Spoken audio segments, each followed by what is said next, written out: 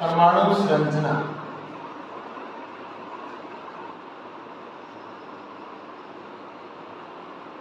परमाणु संरचना कैसे बनाते हैं? मान लेते हैं हमने एक तत्व ले लिया सोडियम, जिसका परमाणु भार 23 है, परमाणु क्रमांक 11 है। इसकी परमाणु संरचना हमने बनानी है। देखिए, सबसे पहले हम लिखेंगे कि जो कम है संख्या में है वो परमाणु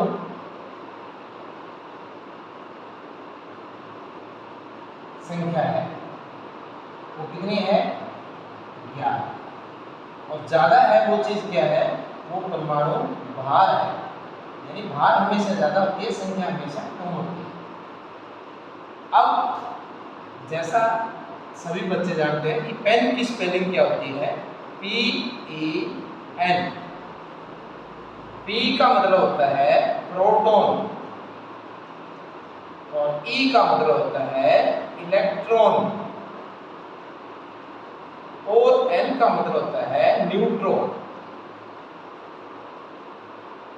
अब किसी भी तत्व में प्रोटॉनों की संख्या कितनी होती है? जो परमाणु संख्या है वो प्रोटॉन होते हैं 11, और इलेक्ट्रॉन कितने होंगे? इलेक्ट्रॉन भी इतने होंगे जितने प्रोटॉनों की संख्या है। दोनों की संख्या कभी कम ज्यादा नहीं होती। न्यूट्रॉन की संख्या कम ज्यादा हो सकती है। तो न्यूट्रॉन कितने होंगे इसमें?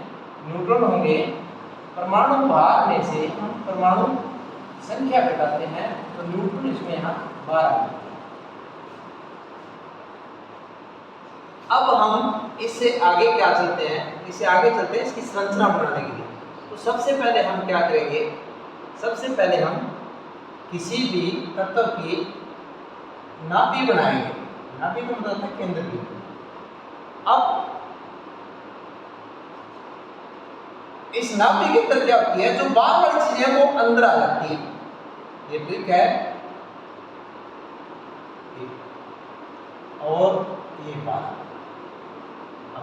जो बीच में है वो बार इसके रोटेट करेगी, यानी बार घूमेगी।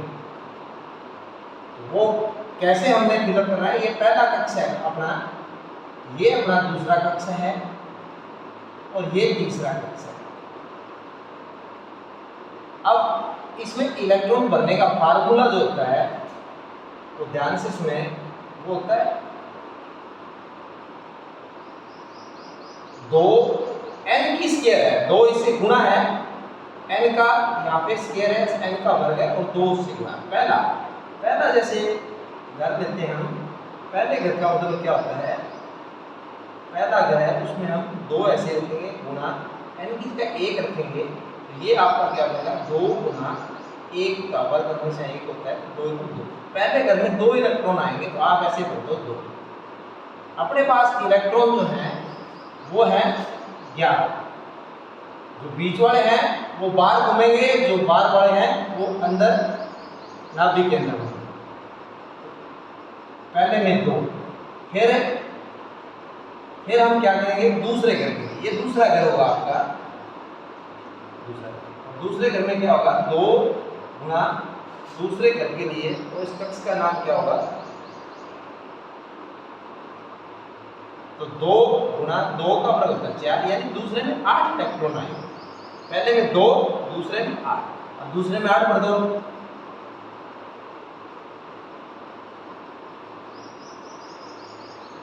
देखो 1 2 3 4 5 6 7 8। पहले में 2, दूसरे में 8। अब कितने इलेक्ट्रॉन बचे? अपने पास बच के 1। वैसे ज्यादा से ज्यादा तीसरे में कितने आ सकते हैं?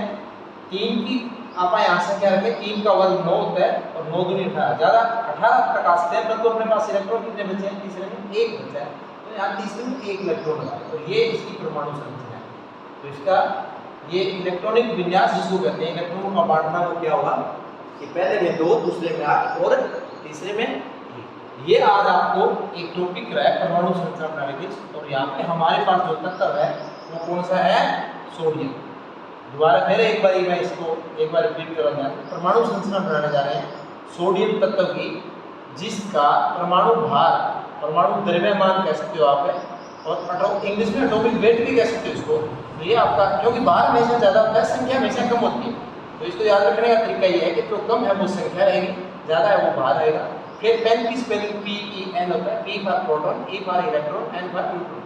P जो परमाणु संख्या है वो प्रोटॉनों की संख्या होती है। जितने प्रोटॉन होते हैं किसी भी तत्व में कम ज़्यादा नहीं होती, इलेक्ट्रॉन और प्रोटॉन हमेशा एक जैसे होते हैं, इलेक्ट्रॉन भी 11 होंगे। और न्यूट्रॉन कैसे निकालेंगे, दोनों का हम अंतर निकालें, परमाणु बाहर में परमाणु संख्या निकालेंगे तो 12। अब भरने का तरीका क्या होता है संरचना में, पहले नाभि बनाएंगे, नाभि में ये ट्रिक है कि बाहर वाले जो है वो अंदर आ जाएंगे नाभि, और ये बीच वाला जो है ये बाहर घूमेगा। प्रोटॉन न्यूट्रॉन संख्या लिख दी। अब ये जो आपकी नाभि है इसके बाद पहला कक्ष शुरू होता है। पहले कक्ष में कितना आएंगे, फार्मूला इसका ये होता है 2n², यानी 2 गुणा है किससे, n की स्क्वायर, यानी n का जो वर्ग है उसको 2 से गुणा है। तो पहले कक्ष में n की जगह रखेंगे, 1 का वर्ग हमेशा एक होता है, 2 एकम 2, पहले में 2 इलेक्ट्रॉन आएंगे। दूसरे में क्या होता है, यहाँ n की जगह 2 रखेंगे, 2 दूनी 4 और 4 दूनी 8 इलेक्ट्रॉन, यानी इसमें पहले में ज़्यादा से ज़्यादा 2 आ सकते हैं, दूसरे में ज़्यादा से ज़्यादा 8 आ सकते हैं, तीसरे में ज़्यादा से ज़्यादा कितने आ सकते हैं, यहाँ 3 रखिए, 3 की 9 दूनी 18, तो अपने पास इलेक्ट्रॉन कितने बचे हैं, इधर आप इलेक्ट्रॉन घटाते चलिए, पहले कक्ष में 2, दूसरे में 8, टोटल 11, तीसरे में 1 ही आएगा। तो ये इसकी आज का टॉपिक हमारा इतना ही है, जिसमें हमने परमाणु संरचना बनानी सीखी है। सोडियम है